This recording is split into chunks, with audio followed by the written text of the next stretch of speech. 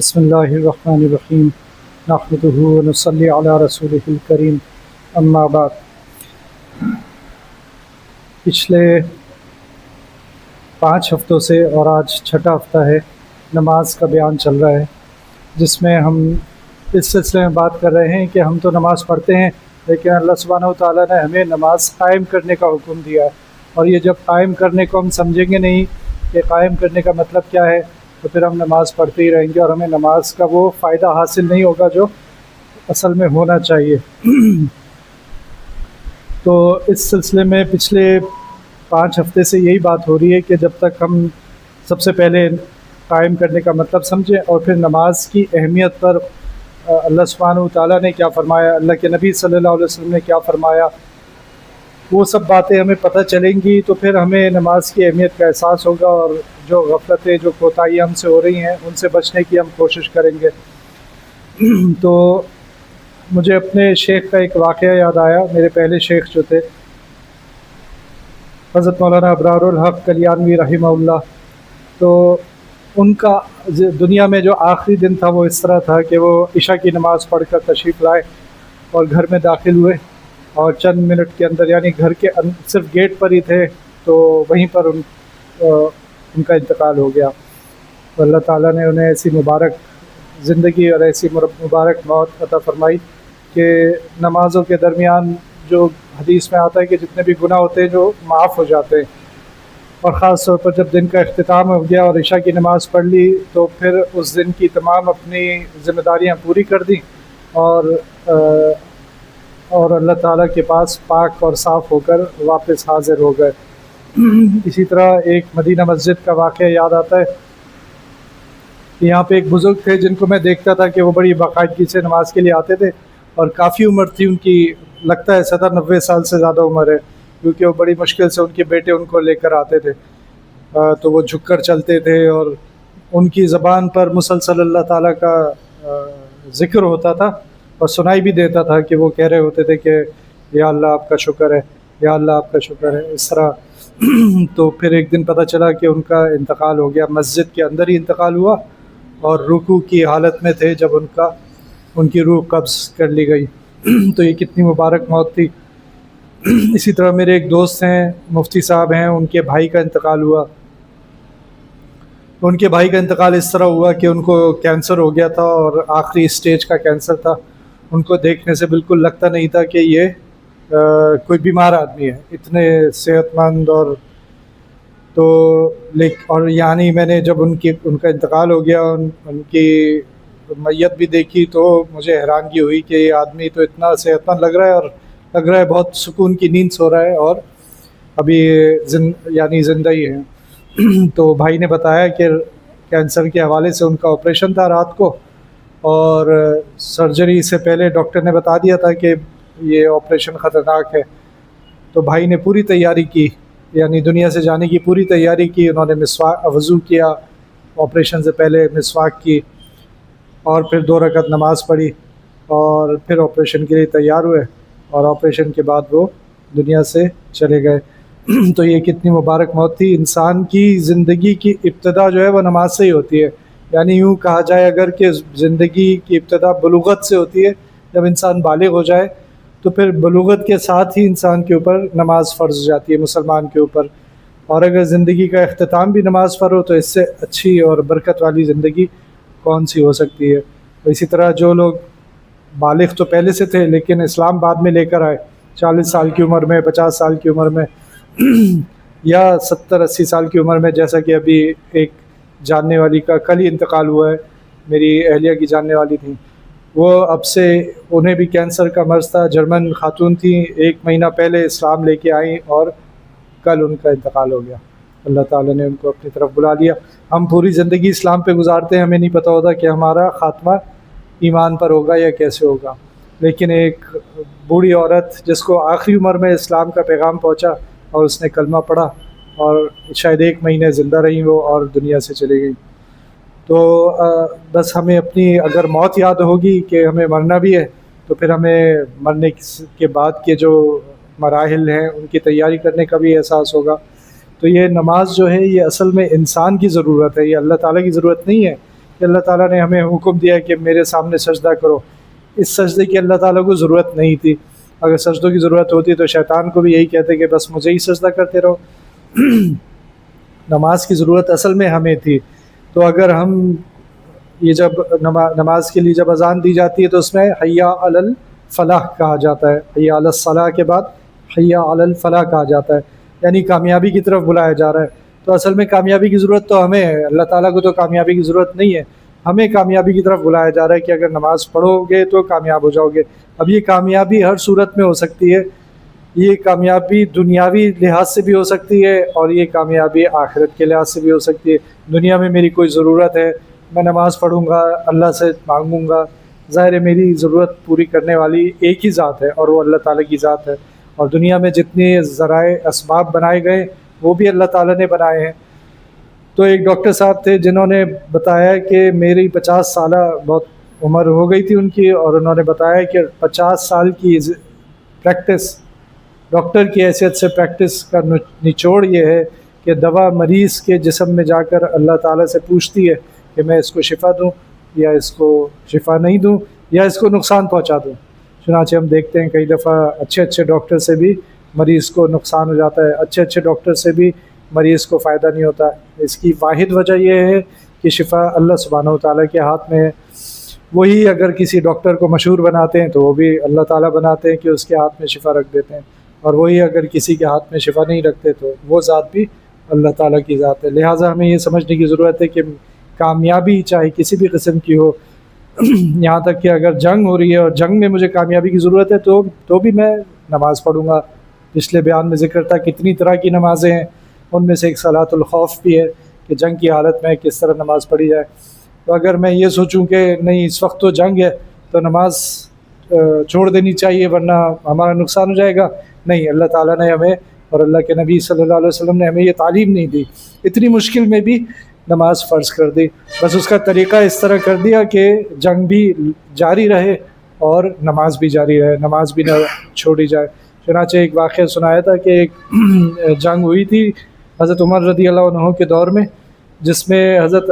انس بن مالک بھی تھے، اور اس جنگ میں فجر کی نماز جو تھی وہ اس وجہ سے رہ گئی کہ دشمن کا 1 سال سے محاصرہ چل رہا تھا اور وہ محاصرہ ختم نہیں ہو رہا تھا۔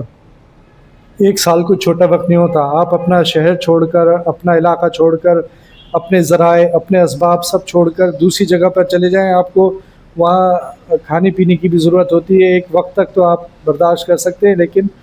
تو مسلمان جو تھے صحابہ کرام اور ان کے ساتھی جو تھے وہ 1 سال سے محاصرہ کیے ہوئے تھے لیکن کامیابی نہیں ہو رہی تھی، اور یہ ایران کا علاقہ تھا، ساسان جو ایک قبیلہ تھا اس کا قلعہ تھا۔ تو پھر ایسا ہوا کہ وہ قلعہ کھلنے لگا اور مسلمانوں کو کوئی نہ کوئی ایسی تدبیر ہوئی کہ وہ اندر داخل ہونا شروع ہو گئے، اور فجر کا وقت تھا، اور اگر اس وقت وہ نماز کی طرف جاتے تو پھر خون خرابہ اتنا ہوتا کہ مسلمانوں بری طرح ہار جاتے۔ چنانچہ مسلمانوں کو فتح ہو گئی، لیکن حضرت انس بن مالک سے اگر کوئی رضی اللہ عنہ بعد میں پوچھتا تھا کہ ہمیں اس جنگ کا واقعہ تو سنائے، تو وہ رونے لگتے تھے اور کہتے تھے کہ مجھ سے اس جنگ کے بارے میں مت پوچھو جس میں میری فجر کی نماز قضا ہو گئی تھی۔ تو اتنا صحابہ کرام کو اپنی نمازوں کا احساس تھا۔ تو اللہ تعالیٰ فرماتے ہیں سورہ مائدہ میں، اعوذ باللہ من الشیطان الرجیم، اور خود ہی اپنے بارے میں فرماتے ہیں وقال اللہ تعالیٰ انی معکم لئن اقمتم الصلاۃ، کہ میں تمہارے ساتھ ہوں اگر تم نماز کو قائم کرو۔ تو یہ اس آیت کے بعد اور بھی زکوٰۃ کا بھی ذکر آیا، کچھ اور نیکیوں کا بھی ذکر آیا، لیکن سب سے پہلے نماز کا ذکر آیا، اور وہ پھر کس طرح کہ اگر تم نماز کو قائم کرو، ہماری طرح نہیں کہ ہم نماز پڑھی جلدی سے، اور جیسے ایک ساتھی نے کبھی کہا تھا کہ میں عشاء کی نماز ذرا نمٹا لوں، تو بہت سے لوگ اس طرح نماز پڑھتے ہیں کہ وہ سمجھتے ہیں کہ یہ ایک مجبوری ہے جس کو پورا کرنا ہے۔ تو اللہ تعالیٰ فرما رہے ہیں میں تمہارے ساتھ ہوں، تم لوگوں کے ساتھ ہوں اگر تم نماز کو قائم کرو۔ اس سے بڑی خوش قسمتی اور اس سے بڑی طاقت کیا ہو سکتی ہے وہ اگر ہمارے ساتھ ہو جائے۔ اور یہ جو ہم آج روتے رہتے ہیں کہ فلسطین میں جو کچھ ہو رہا ہے اس کے حوالے سے، تو اگر 60% مسلمان بھی اپنی نمازوں پر آ جائیں اور نماز قائم کر لیں تو اللہ تعالیٰ یقیناً ہماری مدد فرمائیں گے۔ علماء نے اس طرح کی باتیں لکھی ہیں کہ اگر مسلمانوں کی اکثریت حق پر آ جائے تو پھر اللہ تعالیٰ کی مدد ان کے ساتھ ہو جائے گی۔ اور وہ اکثریت کس طرح ہوگی کہ 51% مسلمان اگر حق پر آ جائیں اور نماز ہدایت پا جائیں اور نماز پڑھنا شروع کر دیں، آج 5% سے زیادہ نہیں ہے، تو پھر ہمیں اللہ تعالیٰ کی مدد کیسے آئے گی؟ انما ینصر اللہ هذه الامة بضعیفها بدعوتهم وصلاتهم واخلاصهم۔ سنن نسائی کی حدیث ہے جس میں اللہ تعالیٰ فرما رہے ہیں کہ بے شک اللہ تعالیٰ اس امت کی مدد فرماتے ہیں کس کے ذریعے؟ ضعیف کمزور لوگوں کے ذریعے۔ تو عجیب سی بات ہے کہ کمزور لوگوں کے لیے ذریعے کس طرح مدد فرماتے ہیں؟ آگے اس کی تفصیل آ گئی کہ بدعوتہم یعنی ان کی دعاؤں کے ذریعے، وصلاتہم ان کی نمازوں کے ذریعے، واخلاصہم اور ان کے اخلاص کے ذریعے۔ سنن نسائی کی حدیث ہے۔ تو اس میں بھی ایک تو دعا کا ذکر آ گیا، ایک اخلاص کا ذکر آ گیا، لیکن اور کس چیز کا ذکر آیا؟ ان کی نماز کے ذریعے۔ تو اصل میں ان کی مدد ہمارے ساتھ کیسے شامل ہوگی؟ ضعیفوں کی مدد، کمزوروں کی مدد کس طرح شامل ہوگی؟ کہ جب ہم ان کی مدد کریں گے تو پھر وہ ہمارے لیے دعا کریں گے اور وہ نماز پڑھیں گے۔ تو اب یہ کمزور لوگوں کی دعاؤں میں اور نمازوں میں اثر کس طرح ہوتا ہے؟ تو ہم دوسری احادیث سے ہمیں پتہ چلتا ہے کہ جو کمزور ہیں ان کے لیے اللہ تعالیٰ نے، یا عام انسان بھی جب کمزور نہیں ہوتا اور صحت مند ہوتا ہے اور پیسہ بھی ہوتا ہے، سب کچھ ہوتا ہے، لیکن جیسے ہی وہ روزے دار ہو گیا تو کمزور ہو گیا، تو اللہ تعالیٰ اس کی دعا قبول کرنی شروع کر دیتے ہیں۔ اور اس میں بھی خاص اوقات میں اور زیادہ کہ افطار کے وقت دعا کرے گا تو اس کی دعا قبول ہوگی۔ تو یہ کون ہے؟ یہ روزے دار ہے جو کہ اب ضعیفوں میں شامل ہو گیا۔ اسی طرح مسافر ہے جس کا گھر نہیں ہے، اب اس گھر کی صورت نہیں ہے، بلکہ وہ اپنے شہر سے بھی باہر ہے اور اس کے اسباب میں بھی کمی ہے، اس کے دوست احباب بھی اس سے دور ہیں۔ ایسی حالت میں جو انسان ہوتا ہے کمزور ہو جاتا ہے مسافت کی حالت میں، چنانچہ اللہ تعالیٰ نے اس کی دعا بھی اس کے لیے بھی لکھ دیا کہ اس کی دعا قبول ہوگی، حدیث میں آتا ہے۔ اسی طرح بچے ہیں، بوڑھے ہیں، تو ان سب کی دعائیں قبول ہوتی ہیں۔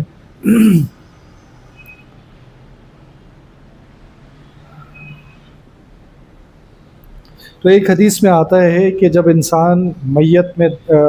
کی میت قبر میں داخل کر دی جاتی ہے تو اس کے سرہانے نماز حاضر ہو جاتی ہے،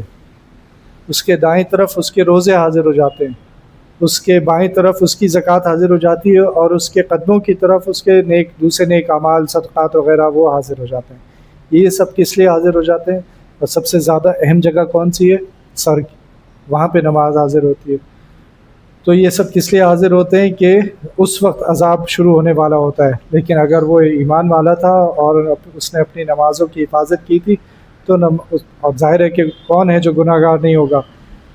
تو اس عذاب سے بچانے کے لیے نماز آ جاتی ہے اور وہاں آ کے کہتی ہے کہ یہاں سے داخلے کا کوئی راستہ نہیں، یہاں سے یعنی عذاب کو اندر جانے سے روک دیتی ہے، یہاں سے داخلے کا کوئی راستہ نہیں۔ پھر وہ عذاب جو ہے روزے کی طرف سے یعنی دائیں طرف سے داخل ہونے کی کوشش کرتا ہے، تو وہاں سے روزہ اسے کہتا ہے کہ یہاں سے داخلے کا کوئی راستہ نہیں، اگر تو اس نے روزے رکھے تھے۔ اسی طرح اگر اس نے زکوٰۃ دی تھی تو زکوٰۃ بھی اس کی حفاظت فرماتی ہے، اور اس کے دوسرے نیک اعمال قدموں کی طرف سے اس کی حفاظت فرماتے ہیں، اور اس طرح وہ عذاب سے بچ جاتا ہے۔ ایک حدیث ہے جس میں آتا ہے کہ فرشتے جو ہیں وہ ہر نماز میں ہم لوگوں کو مخاطب کر کے کہتے ہیں کہ یا بنی آدم، اے آدم کی اولاد،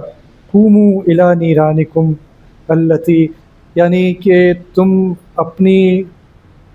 اس آگ سے بچو، اس کا مطلب یہ ہے اس آگ سے بچو جو تم نے جلائی ہے،